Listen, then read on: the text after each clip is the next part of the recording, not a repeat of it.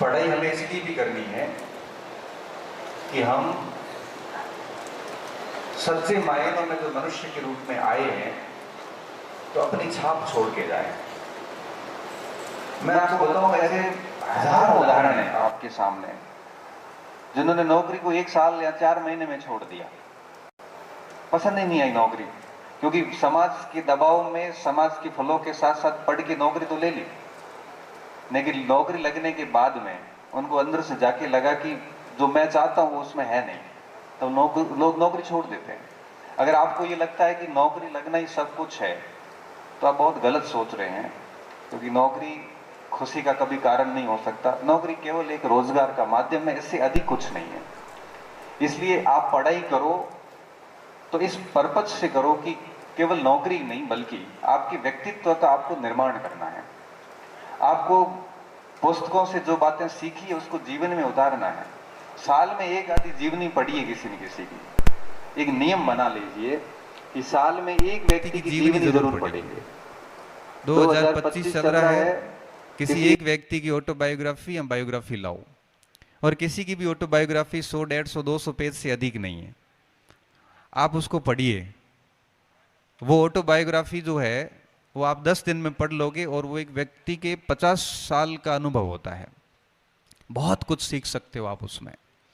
और आज की युवा पीढ़ी को मैं देखता हूं कि पुस्तकों से बहुत दूर हो गए हैं। हाथ में मोबाइल आ गया और मोबाइल के अंदर भी बहुत सारी ऐसी चीज़ें आ गई जो ज़्यादा प्रोडक्टिव है नहीं। आप अगर पीछे 1 साल की समीक्षा करोगे तो आपने कितना मोबाइल देखा है। हर दिन आपका मोबाइल का स्क्रीन टाइम 6 से 7 घंटे होता है। हर दिन 6-7 घंटे अगर आप मोबाइल को दे रहे हो, उसकी जगह अगर आप 2 घंटे भी किसी पुस्तक को देते हैं तो एक पुस्तक 15-20 दिन में पूरी हो जाती है। और मैं मानता हूं कि जीवन में ये नियम बना लेना चाहिए एक विद्यार्थी को तो, और दूसरे व्यक्ति को भी, कि एक आधी जीवनी पढ़ते रहें। आपको बहुत सीखने को मिलता है। मैं और आप, हम दोनों में बड़ी समानताएं हैं। आप भी ग्रामीण पृष्ठभूमि से आते हैं, मैं भी ग्रामीण पृष्ठभूमि से आता हूं। आप लोगों ने भी महानगरीय शिक्षा अर्जित नहीं की होगी, मैंने भी महानगरीय शिक्षा अर्जित नहीं की। आप लोग भी किसी बड़े अच्छे इंग्लिश मीडियम की विद्यालयों में शायद नहीं पढ़े होंगे, और मैं भी नहीं पढ़ा हूं। सौभाग्य आपको भी किसी अच्छी सेंट्रल यूनिवर्सिटी में पढ़ने का नहीं मिला होगा, और सौभाग्य मुझे भी नहीं मिला। हमारे में बहुत समानताएं हैं। अब थोड़े थोड़े फर्क आएंगे। फर्क कहाँ आएंगे कि जब 12वीं कक्षा पास करके हम कॉलेज में आए तो उसके बाद दिमाग में केवल एक ही बात थी कि कोई भी नौकरी लग जावे तो बस ठीक है। इससे ज्यादा सोचा नहीं था, क्योंकि सपने तो वो व्यक्ति देखते हैं ना जिनके आसपास लोग हो। हमारे तो हालत ये थी कि गांव में भी कोई नौकरी में नहीं था, तो सीधी सी बात है कि जब पास में कोई नौकरी लगा हुआ नहीं है तो नौकरी का सपना नहीं आएगा। आज आप मेरे को देखोगे, आपको लगता है कि ये व्यक्ति हमारे जैसा ही है। ये व्यक्ति उसी पृष्ठभूमि से है जिस पृष्ठभूमि से हम हैं। तो अगर ये व्यक्ति प्रोफेसर बन सकता है, लेक्चरर बन सकता है, तो हम भी बन सकते हैं। किसी को देख के ही ड्रीम पलता है, मस्तिष्क में उपजता है कि भाई हाँ ये ठीक है। तो जब हम 12th करके कॉलेज में आते हैं तो हमारे दिमाग में केवल इतना ही था कि बस कहीं नौकरी लग जाए तो ठीक है।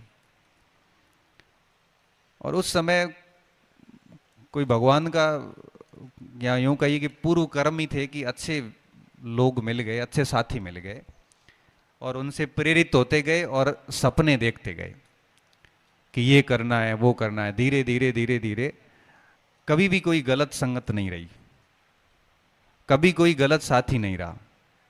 जैसा पढ़ा 5 घंटे, 4 घंटे, 7 घंटे पढ़ लिया। घर वालों ने ये कभी फोन करके नहीं पूछा, ना तो उस समय हालांकि फोन सुविधाएं भी नहीं थी, ये कभी नहीं पूछा कि बेटा बाड़मेर में क्या कर रहा है। भाई उन्होंने ये कहा था कि हम 4-5 साल तक आपको खर्चा दे देंगे, 5-7 साल तक, जितनी हमारी पहुंच है।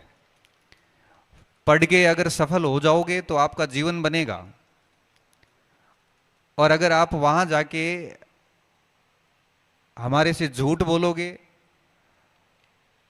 उस पैसे को बर्बाद करोगे, जो बड़ी मुश्किल से कमाया गया है, वहां जाके खुद की जिंदगी को अगर बर्बाद करोगे तो इसका लॉस आगे की पूरी जीवन आपको ही होना है। हमें तो क्या, हम तो आगे 20-30 साल के मेहमान हैं, क्योंकि इस पृथ्वी पे जो आया उसको तो जाना ही है। माता पिता का काम सिर्फ इतना होता है कि वो आपको फाइनेंशियली सपोर्ट कर सकते हैं, पैसे दे सकते हैं, बाकी हमारे माँ बाप इतने पढ़े लिखे हैं नहीं कि वो हमारी हर चीज के ऊपर मॉनिटरिंग कर सकें। और जैसे जैसे पीछे सपोर्ट आता गया, हमें भी लगता गया कि ये चीजें हमें ही ठीक करनी है और तो कोई करने वाला नहीं है। सच बताऊं, खूब पढ़ाई करी, किताबें पढ़ना, नोट्स बनाना, कहीं इधर उधर सामाजिक कार्यक्रम वगैरह, ये अब सफल होने के बाद में आना जाना शुरू किया है। अभी तक सर स्थिति है कि मेरे गांव के बच्चे भी मुझे नहीं जानते। मुझे गांव के अंदर गलियों में अभी भी नहीं पता कि किस व्यक्ति का घर कहाँ है। मैं गांव के किसी बच्चे को साथ में बैठाता हूँ गाड़ी में, क्या अपने उस घर चलना है क्या, ओके मार साना गोड़ी था ना घर लेना ला, मुझे नहीं पता। क्यों? क्योंकि मैं गया ही नहीं। क्योंकि सर ये बात तय है कि पढ़ाई का लक्ष्य जीवन का निर्माण होता है, लेकिन मैं इसके साथ साथ एक चीज और मानता हूं कि हम जिस भूमिका में हैं उसको शिद्दत से निभाना चाहिए। अभी हम नौकरी पाने की प्रयास में हैं, तो मुझे लगता है 3-4 साल तक मर मिट जाना चाहिए, मर मिट जाना चाहिए, दफन हो जाना चाहिए किसी रूम के किसी कॉर्नर में जाके अपने स्रोतों के साथ में। 2-3 साल तक आप इस तरह से गायब होके देखिए, दूसरे या तीसरे साल आप एक नए रूप में बाहर आओगे दुनिया के सामने। आपका पूरा रूप ही बदल जाएगा, आपका जीवन बदल जाएगा, आपके विचार बदल जाएंगे, आपका व्यक्तित्व बदल जाएगा, आपका ड्रास्टिक चेंजेस जैसे हम कहते हैं, पूर्ण सब कुछ बदल जाएगा। अगर आप चाहते हो कि आपका एक बिल्कुल अलग रूप दुनिया के सामने आए, तो कम से कम 2-3 साल तक आप अपनी सामग्री के साथ में, अपने मटेरियल के साथ में, अपने लक्ष्य को लेके और किसी रूम में किसी कॉर्नर में घुस जाओ।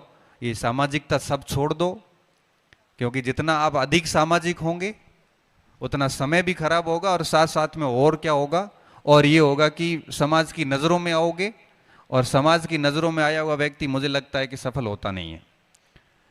जो अभी जैसे हिंदी का रिजल्ट आया सर, पॉलिटिकल साइंस का, प्रोफेसर का, परसों, तो हम लिस्ट देख रहे थे कि बाड़मेर से 15 बच्चों का प्रोफेसर में हुआ। अब इंटरेस्टिंग बात देखिए, जो लोग पहले लिस्ट चल रही थी कि इनका होने वाला था, फिक्स था, वो एक भी नाम उसमें नहीं था। उसमें वो नाम थे जो किसी ने नहीं सुने थे। तब मैंने कहा देखो ये है, एक बार मैंने आपको पहले कहा था, ये वो डार्क हॉर्स है जिनके ऊपर किसी ने दाव नहीं लगाया था और वही घोड़े जीते हैं।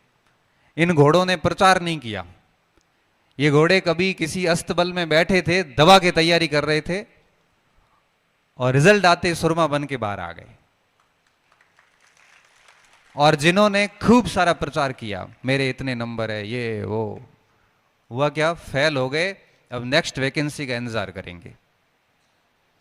इसलिए कहता हूं कि अगर आप सच में पढ़ाई कर रहे हैं तो व्यक्तित्व के निर्माण के साथ साथ में 2-3 साल आपके पास कंपटीशन के हैं, पूर्ण रूप से समर्पित होके किसी एक आदि गुफा में घुस जाओ। गुफा का मेरा तात्पर्य है कोई रूम होगा, कोई कमरा होगा, कोई अलग शहर में चले जाओ, और ये रिलेशंस सब वगैरह पड़े रहेंगे, कुछ नहीं होगा। आप अगर जीवन में सफल हो गए तो सारे रिश्ते आपसे वैसे ही जुड़ जाएंगे, और असफल हो गए तो रिश्ते वैसे ही कट जाएंगे। ये सामाजिक रिलेशन बड़े कमज़ोर हैं। अब ये रिलेशन भी पद देख के किए जाते हैं, प्रतिष्ठा देख के किए जाते हैं। कोई आसपास के गांव में भी आईएएस बनता है तो कहते हैं कि ये तो हमारा भाई, हमारा पड़ोसी है। और अगर कोई अपराध करता है और रियल भाई भी है तो भी ये कहेगा कि मैं तो जानता ही नहीं। ये संबंध भी आपकी पद प्रतिष्ठा पे और कार्यों के ऊपर निर्भर हो गए हैं। इसलिए आप चाहते हैं कि आपका एक नया वर्जन बाहर निकले, तो दिखावे की दुनिया से दूर रहिए। आज के बच्चे मैं देखता हूँ कोचिंग्स में आते हैं, मैं कोचिंग्स में पढ़ाता हूँ, बच्चों को देखता हूँ, बच्चे पढ़ते कम हैं और पढ़ाई का प्रदर्शन बहुत अधिक करते हैं। पढ़ाई का प्रदर्शन के आलम ये है कि व्हाट्सएप बंद करने की बात मैंने की है आज, की बच्चों ये व्हाट्सएप टेलीग्राम बंद कर दो। 4 महीने रहे हैं, सेकंड ग्रेड की परीक्षा है, तो कुछ बच्चों ने व्हाट्सएप बंद करने से पहले स्टेटस लगाया कि आज के बाद मेरा फोन बंद रहेगा। अरे ये प्रदर्शन फिर कर लिया, अब वो स्टेटस बार बार देखेगा कि किसने रिएक्ट किया है, किसने वापस कमेंट किया है, पूरा दिन इसमें चला जाता है। और हासिल क्या होता है? हासिल कुछ नहीं होता है, आप केवल और केवल अपने माँ बाप की उम्मीदों को तोड़ रहे हैं, इससे ज़्यादा कुछ नहीं कर रहे हैं। भले दुनिया के सभी मोटिवेटर्स का मोटिवेशन ले लो, दुनिया के सारी कोचिंग सेंटर से पढ़ लो, नौकरी तब भी लगेगी, तभी लगेगी जब आप अपने आप को तपाओगे, तपस्या करोगे, साधना करोगे, तब आप सफल हो पाओगे। दुनिया का कोई व्यक्ति आपको सफल नहीं कर सकता। स्वर्ग में जाने के लिए मरना स्वयं को पड़ता है। आप चाहते हो कि मैं स्वर्ग में जाऊं और सर ये मरे तो ठीक है, नहीं। अगर आप स्वर्ग से सुख भोगना चाहते हो तो मरना आपको पड़ेगा, मेहनत आपको करनी पड़ेगी। हालांकि यह मरना भी नहीं होता है, सही बात तो ये है। यहां तो कितना आनंददायक होता है, ये पढ़ाई की लत लग जाती है ना एक बार, तो ये लत कभी नहीं छूटती। जब फिर कोई डिस्टर्ब करने आता है तो मन करता है कि उसको कह दूं भाई आगे से मेरे रूम में मत आना, पढ़ने दे। पढ़ने वाले बच्चों को 15 मिनट भी डिस्टरबेंस पसंद नहीं होता है। इसलिए कहता हूं कि ये पढ़ाई के प्रदर्शन मत करना, सच में पढ़ाई करना। और सच में पढ़ाई करना का तात्पर्य ये होता है कि 2-3 साल जो भी आपके पास टाइम है, उस समय आप इस दुनियादारी से दूर हो जाएं, इस सोशल मीडिया की दुनिया से दूर हो जाएं। एक आधा मार्गदर्शक रखें, जब जब दिक्कत आती है, अप्स डाउन आते हैं, उनसे बात करते रहें और खूब सारी मेहनत करें। सफलता तभी मिलेगी, अन्यथा आप केवल और केवल लोगों की नज़रों में आओगे, पहले प्रदर्शन करोगे, फिर फेल होंगे, फिर वही लोग आपको जीने नहीं देते हैं। इससे अच्छा है कि रिजल्ट देके सीधी बात करोगे तो ज़्यादा बेहतर रहे। क्योंकि मैं तो हर बार कहता हूं कि शब्दों से हम किसी को जवाब नहीं दे सकते, क्योंकि सामने वाला बहस करनी शुरू कर देगा। सबसे बढ़िया जवाब होता है परिणाम। और परिणाम तभी मिलता है जब हम वास्तव में साधना करते हैं। वह साधु सन्यासी व्यक्ति है और मन में अगर खोट लेके बैठा है तो भले वो 100 साल तपस्या करेगा, तब भी वो ईश्वर के नजदीक भी नहीं पहुंचेगा। और कोई वास्तव में तपस्वी व्यक्ति है और बड़ी पवित्र सोच के साथ बैठा है तो उसको बैठते ही ईश्वर की प्राप्ति हो जाती है।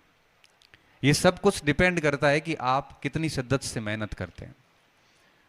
मैं आपको बताना चाहूंगा कि जब तक कोई लक्ष्य जो है वो हम प्राप्त नहीं कर लेते, तब तक हमें वो बहुत बड़ा लगता है। अब आपको लग रहा होगा कि भाई प्रोफेसर पता नहीं कितना मुश्किल बनना होगा, लेक्चर पता नहीं कैसे होगा, आरएस पता नहीं कितना मुश्किल बनना होगा। ऐसा कुछ भी नहीं है। किसी परीक्षा को, किसी टारगेट को आप दिमाग में बहुत बड़ा बना लोगे तो फिर वो आपसे पास नहीं हो पाएगा। दिमाग में किसी समस्या को, किसी टारगेट को बड़ा मानना ही नहीं है, बस मेहनत तो करिए आप। एक कोलंबिया विश्वविद्यालय की कहानी मैंने पढ़ी थी, उसमें नोवाल की पुस्तक में पढ़ी कि एक बार एक गुरुजी पढ़ा रहे थे, यूनिवर्सिटी के प्रोफेसर मैथ पढ़ा रहे थे, तो पीछे किसी शिष्य को नींद आ गई, तो उसको आंख लग गई, तो उसने सिर है वो टेबल पे रख के कोई 10-15 मिनट नींद ले ली उसने। और जब तक उसकी नींद खुली तब तक प्रोफेसर का लेक्चर पूरा हो गया। नींद खुली, उसने देखा कि बोर्ड पे 2 प्रश्न लिखे हुए पड़े हैं और सर चले गए। उसने कहा कि 2 होमवर्क ही होगा, मैं होमवर्क करके लेके आ जाऊंगा। उसने अपनी कॉपी में दोनों सवाल उतारे और वो घर आ गया।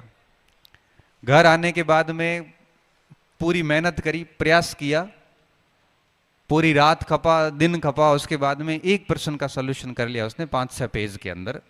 एक गणित का प्रश्न 5-6 पेज में उसने बढ़िया सॉल्यूशन कर लिया, दूसरे का उससे सॉल्यूशन हुआ नहीं। तब उसके दिमाग में आया कि यार नहीं सोता क्लास में तो क्या पता ये दोनों सवाल हो जाते। दूसरे दिन जब वापस कॉलेज गया तो वापस गुरुजी ने क्लास शुरू की। उस बच्चे ने वापस पूछा कि सर कल जो आपने होमवर्क असाइनमेंट दिया था उसकी जिज्ञासा ये थी कि एक प्रश्न हुआ नहीं, वो करके दे देंगे तो बढ़िया हो जाएगा, मेरे को दोनों ही आ जाएंगे। कि सर कल आपने जो होमवर्क दिया था वो आपने अभी तक चेक नहीं किया, सर एक बार वो चेक कर लेते तो क्या उसमें मुझे थोड़ी सी दिक्कत है। तो प्रोफेसर एकदम से सरप्राइज हो गए। उन्होंने कहा मैंने तो कल कोई असाइनमेंट दिया ही नहीं, आपको होमवर्क ही नहीं दिया। तो क्या सर वो 2 प्रश्न लिखे थे कि आपने क्लास में लास्ट में, तो सर को पता चल गया कि इसका मतलब ये सो गया था पीछे, इसको पता ही नहीं कि इस 2 सेंटेंस से पहले मैंने क्या बोला था। तो सर वो 2 सेंटेंस, तब प्रोफेसर ने बोला कि ये वो 2 जो प्रश्न थे, ये गणित के ऐसे प्रश्न है जिसकी गुत्थी आज तक किसी से सुलझी नहीं है। तो वो 2 उदाहरण है जो हम गणित में पढ़ाते हैं कि इनके समाधान आज तक किसी भी दुनिया के गणितज्ञ को नहीं मिले हैं। तो उसने कहा सर एक तो मैंने कर दिया रात को, एक तो समाधान सर हो गया, ये रहा। प्रोफेसर एकदम से सरप्राइज हो गए कि गणित की ऐसी अबूझ पहेली जिसका समाधान आज तक नहीं हुआ, इस बच्चे ने करके दे दिया जो ग्रेजुएशन के फाइनल ईयर का स्टूडेंट है। मुझे वैज्ञानिक का नाम नहीं आ रहा, गणितज्ञ का भी, मैं नाम भी बता दिया, वास्तविक कहानी है। और उस पेपर को पब्लिश किया गया, दुनिया भर में उस बच्चे को एक अलग पहचान मिली।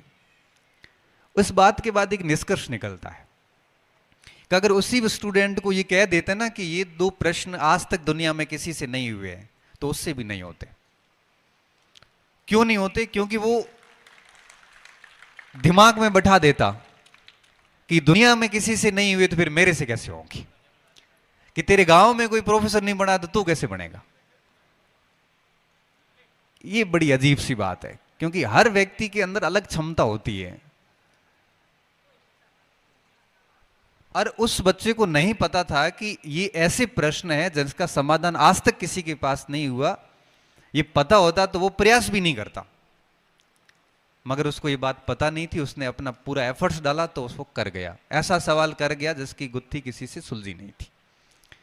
इसलिए मैं ये बात आप सभी से वापस कहना चाहता हूं कि कोई भी टारगेट, चाहे देखो भारतीय प्रशासनिक सेवा IAS हो, चाहे RAS हो, चाहे प्रोफेसर हो, चाहे लेक्चरर हो, कोई भी टारगेट अगर आपने दिमाग में बहुत बड़ा बना लिया ना कि ये बहुत मुश्किल काम है, तो वाकई में वो आपसे नहीं हो पाएगा। इसलिए आप तो टारगेट के बारे में इतना नहीं सोचना है, हमें तो सिर्फ इतना सोचना है कि उसके पाठ्यक्रम को हम कितना बढ़िया पढ़ रहे हैं, और जो बढ़िया पढ़ेगा वो निश्चित तौर पे उसके अंदर आ जाएगा। तो ये सारी बातें पढ़ाई में आप अप्लाई करिए, और जितने सामाजिक रिलेशन वगैरह कम करोगे उतना बढ़िया रहेगा। और एक जो सबसे ज़रूरी बात जो मैं हर मंच पे बोलता हूँ, पढ़ाई होती रहेगी, नौकरियाँ लगती रहेगी, सब चीज़ें होती रहेगी, नहीं भी लगती है तो भी कोई भूख नहीं मरता, क्योंकि नौकरी 2% लगते हैं, 98% लोग उनसे अच्छी ज़िंदगी जीते हैं, मैंने ये भी देखा है। मगर सबसे ज़रूरी जो बात है वो है कि आपका अच्छा व्यक्ति होना बहुत ज़रूरी है। आप अपने गुरुजनों का सम्मान करना सीखिए, आप सच बोलना सीखिए, आप मुंह पे स्ट्रेट फॉरवर्ड कहना सीखिए, आप सबके होने की कोशिश मत करिए। आप अगर सबको खुश रखना और सबका होने का प्रयास करोगे, जो व्यक्ति सबको खुश रखने का प्रयास करता है वो खुद दुखी होता है। जो व्यक्ति सबका होता है वो फिर किसी का नहीं होता। जो व्यक्ति सबके अनुसार चलता है वो खुद के अनुसार नहीं चल रहा होता है। इसलिए कोशिश करिए कि आप अपना व्यक्तित्व एक अच्छा रखिए, एक अच्छे व्यक्ति बनना बहुत ज्यादा जरूरी है, क्योंकि पूजा किसी पद की नहीं होती। पद व्यक्ति को प्रतिष्ठित नहीं करता है, बल्कि व्यक्ति पद को प्रतिष्ठित करता है। 2 शिक्षक देखो, एक अच्छे शिक्षक है, एक शिक्षक ऐसे हैं जो शायद किसी गलत तरीके से सिस्टम में आए हैं। है तो दोनों शिक्षक, मगर ध्यान रखना, आपने जीवन में खूब सारे शिक्षक देखे होंगे, आपको केवल वही शिक्षक याद है जिसने आपके व्यक्ति। इसलिए पद पे आने वाले व्यक्ति जो है सब प्रसिद्ध नहीं होते, और पद पे बैठा व्यक्ति पद के कारण प्रतिष्ठा प्राप्त भी नहीं करता। प्रतिष्ठा मिलती है व्यक्ति के खुद के व्यक्तित्व और कृतित्व से। इसलिए आपका व्यक्तित्व जो है वो बहुत शानदार होना जरूरी है। आप किसी भी प्रकार के इस नशावृत्ति में नहीं होने चाहिए, आप गलत संगत में नहीं होने चाहिए, क्योंकि आप गलत करोगे तो जीवन के किसी न किसी मोड़ पे वो लौट के आता है, और आप कहीं पर भी कॉन्फिडेंस के साथ में बात नहीं रख पाओगे। आज आपने गलत कर लिया, मान लो किसी को नहीं पता है, फिर भी आपके अंदर एक खोखलापन रहेगा। 4 लोगों के बीच में बैठा हुआ वो व्यक्ति कॉन्फिडेंस से बात नहीं रख पाएगा, क्योंकि उसको पता है उसने कभी न कभी गलत किया है। भली दुनिया को नहीं पता हो, लेकिन उसको खुद को अंदर से पता है, और वो व्यक्ति दुनिया को फेस भी नहीं कर पाएगा। इसलिए भोलेपन में भी कोई ऐसी गलती मत करना, कि कोई ऐसे कृत्य मत करना कि जीवन भर आपको लज्जित होना पड़े, जीवन भर आपको खोखला रहना पड़े अंदर से। जो होना चाहिए वो ठोस होना चाहिए, नहीं है तो नहीं है। जो है वो ईमानदारी का और पवित्र होना चाहिए, नहीं है तो नहीं है। एक मनुष्य होना ही अपने आप में बड़ी बात है। इस पूरी पृथ्वी का सबसे बुद्धिमान जीव होना बड़ी बात है। और मैं तो ये कहता हूं कि दुनिया में ऐसे लोग भी हैं जिन्होंने अपनी खुद की शक्ल नहीं देखी है, आंखें नहीं है उनके पास। दुनिया में ऐसे लोग भी हैं जिन्होंने अपने माँ बाप की और खुद की आवाज भी कभी सुनी नहीं है, उनके पास में श्रवण शक्ति नहीं है। दुनिया में ऐसे लोग भी हैं जो बोल के कभी अपनी बात कह नहीं सकते, उनके पास में बोलने की शक्ति नहीं है। दुनिया में ऐसे लोग हैं जो कभी दौड़ भी नहीं पाते क्योंकि उनके पास में पैर नहीं है। दुनिया में ऐसे भी लोग हैं जिनके पास में हाथ नहीं है, वो हाथ से कोई काम नहीं कर पाते। इमेजिनेशन करिए आप, कम से कम आप पूर्ण मानव है, इससे कम क्या चाहिए? इससे कम आप सोचिए, इससे अधिक क्या हो सकता है?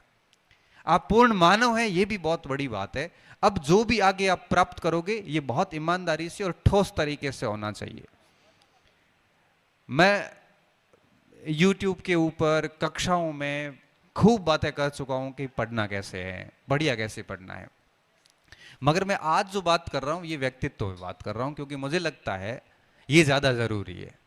अगर ये ठीक होता है तो आपको वैसे ही पढ़ना आ जाता है कि वास्तव में कैसा पढ़ना है।